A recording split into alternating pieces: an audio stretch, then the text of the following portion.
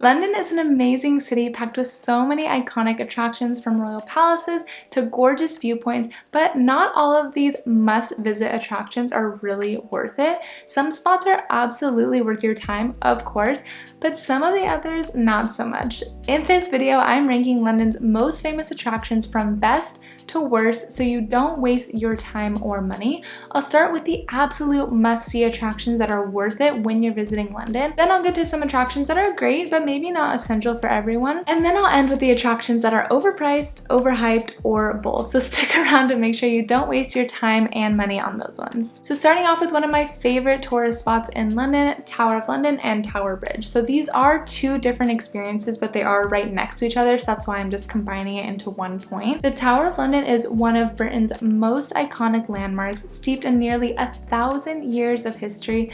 Founded by William the Conqueror in 1066, it served many roles throughout British history, from royal residence to prison, treasury, armory, and even a zoo.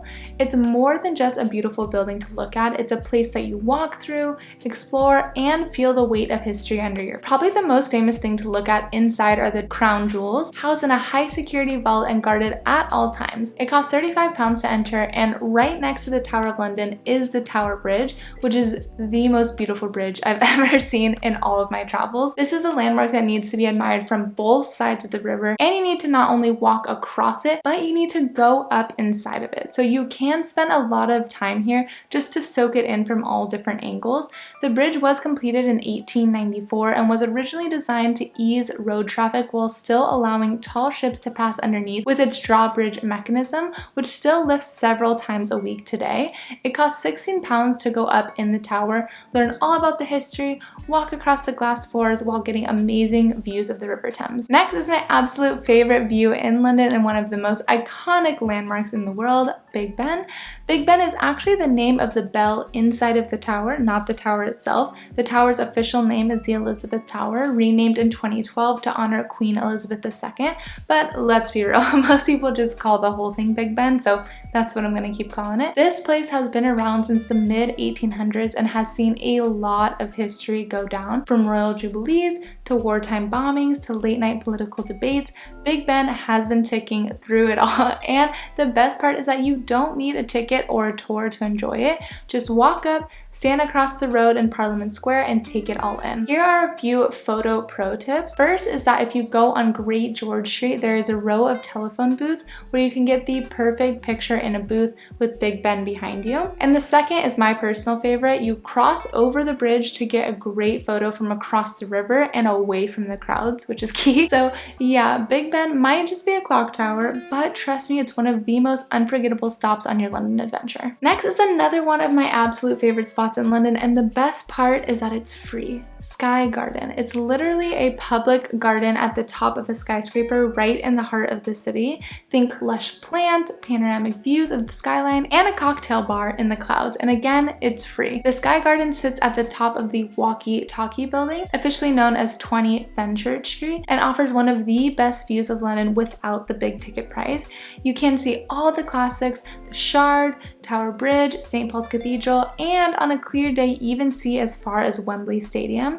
Whether you go during the day for the sunlight or time it right for a sunset and the city life, it's pretty magical. Inside, it's not just a lookout point, it's a full-on experience. There are tropical plants and trees everywhere, giving it this really peaceful, almost otherworldly vibe. There are cafes and bars if you want a drink or a bite while you take in all the views.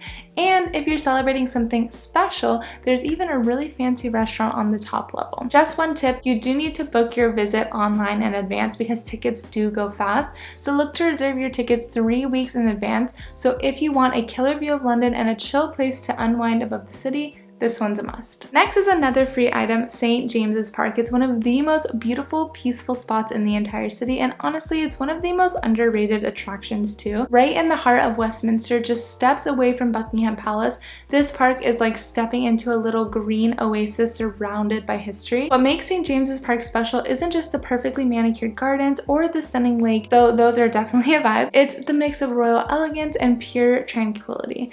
You've got views of Buckingham Palace at one end and then the London Eye peeking through the trees on the other end, and iconic landmarks like St. James's Palace and Clarence House all around you. And of course, you have the resident pelicans. They're a quirky tradition dating back to the 1600s when a Russian ambassador gifted them to King Charles II. Now, I just briefly mentioned Buckingham Palace, which leads me to my next section of tourist attractions on the list. Great attractions, but maybe not essential for everyone. And the first one is Buckingham Palace itself. Yes, it's iconic. Yes, it's royal, but unless you're there for a special event or lucky enough to get tickets to the staterooms in the summer, you're mostly just staring at a big gate, and the changing of the guard ceremony is extremely crowded, noisy, and a super long wait. I guess it's cool if you've never seen it before, but don't really expect magic. Personally, I think visiting Windsor Castle is a much better experience of both the castle visit and watching the changing of the guard ceremony. So that's what I would recommend doing instead if you really want to see both of those things. So watch this video to learn how to get from central London and everything else you need to know for the perfect day trip to go visit Windsor Castle. Next is catching a West End show. London's theater scene rivals New York's Broadway with world-class performances of musicals, dramas, and comedies.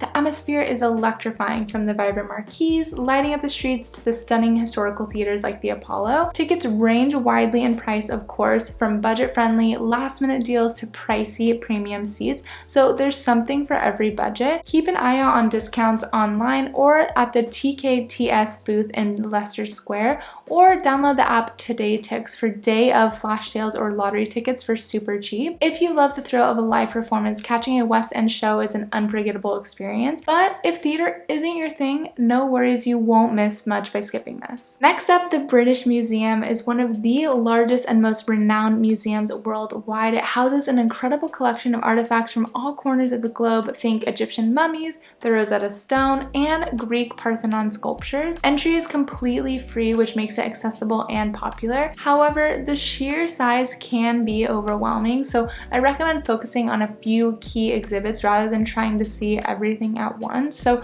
if history fascinates you, this is an absolute treasure trove, but if you're not into history, then this is definitely something that you can skip without negatively impacting your trip to London. And lastly, for this section, we have the Tate Modern Museum. Housed in a converted power station on the banks of the River Thames, this museum offers a super cool industrial vibe alongside an impressive collection of contemporary and modern art. You'll find famous works by Picasso, Warhol, and Dali alongside newer cutting-edge installations.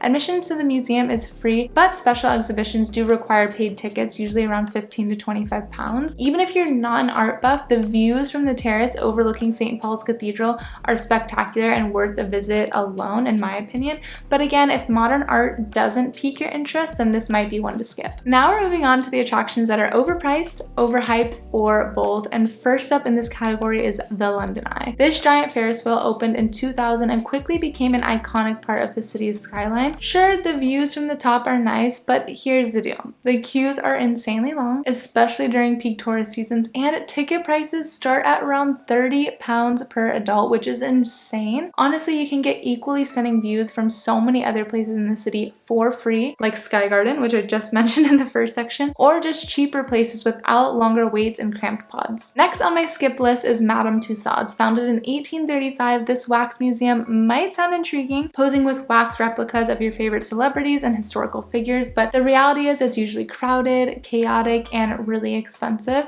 With ticket prices at £35, it often feels more like waiting in line than actually enjoying an attraction itself. Plus, this isn't something that's unique to London. Madame Tussauds are everywhere around the world, so unless you're a die-hard fan of wax museums, I definitely recommend using that time and money on something more unique and authentically London. And lastly, we have Piccadilly Circus. It's often described as London's version of Times Square. This area is famous for its bright neon signs and bustling atmosphere, but honestly, it doesn't even come close to Times Square because there's only a few lit up signs compared to being completely surrounded by them in Times Square in New York. Piccadilly Circus is mostly just commercial shops and massive crowds. There's little charm or unique character, and it's always jam-packed, making it hard to appreciate any genuine London vibes, in my opinion. You can find better shopping experiences and more authentic spots elsewhere in the city. Now that you have a better idea of the best and worst London attractions, let's take a look at my London 3-day itinerary to help you plan the best trip possible.